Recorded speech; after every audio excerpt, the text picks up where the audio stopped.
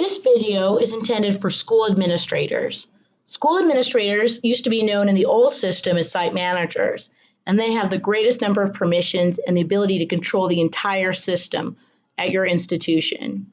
So we're going to go into a brief overview of the different portals and sections within the new AAMS system, and we'll highlight where we'll have additional videos that'll provide more detailed information for you as the school administrator.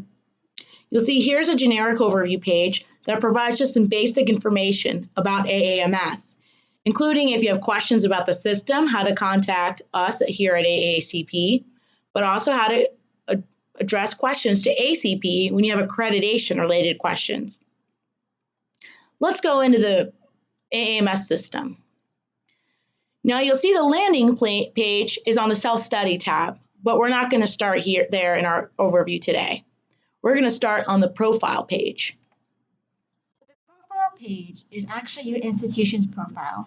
So you can see here, you can edit multiple information about your school.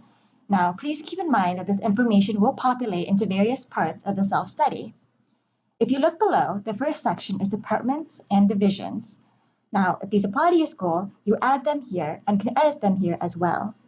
Now, these departments will populate later into the faculty profile, which we will get into in a different video. But if you save a department here, a faculty member will be able to choose it when they complete their profile. Below, you will also see an option for campus locations. If your school does have branch campuses, you will fill them out here. And, as with the departments, faculty members will be able to choose the various campuses when they fill out the faculty profiles. And the last option on this page is administration. Administration is an important feature and will be listed in your self-study when you submit. You will add various people here, including deans, presidents, and provosts. Please keep in mind that this list is different from the faculty profiles or users. This is just an informational list that you will input for your institution. Now we'll move on from the Profile to the Assessment Tools tab.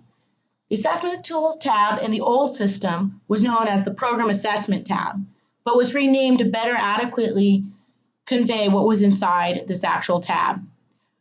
With the initial launch of this AAMS system, it'll contain primarily benchmarking reports. In various phased rollouts, we'll add additional functionality and various tools to the Assessment Tools tab, but the system will launch with all the benchmarking reports that are mentioned in the rubric as optional benchmarking reports that can be included in the self-study.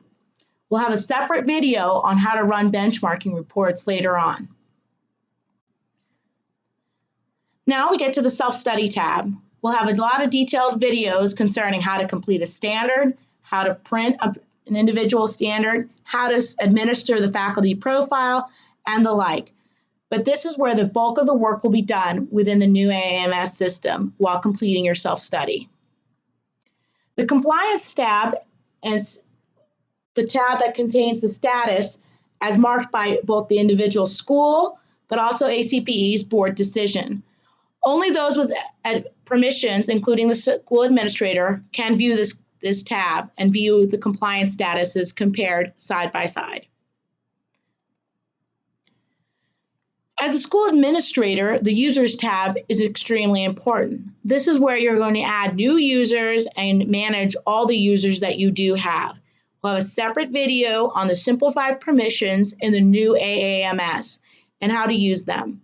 But you'll see here, you can view all your users and you can edit and delete them all from the Users tab.